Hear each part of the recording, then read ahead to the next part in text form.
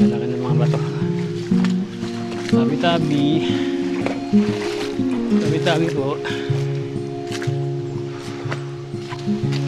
Parang palapit na tayo ng palapit sa exciting part Palaki na ng palaki yung mga bato na inakabangan. Ito may mini porsulili dito.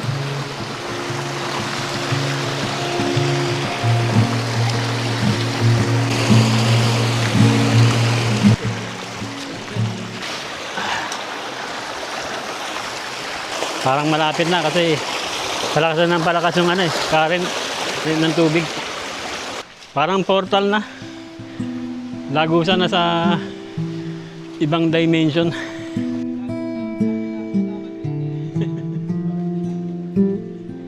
Ganda. Ang ganda sa personal dito.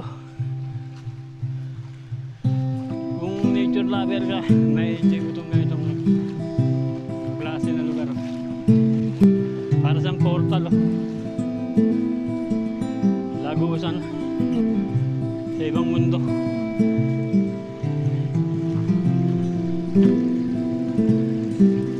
Yan, pagdating dito malalaking patuli yung bumungad sa amin.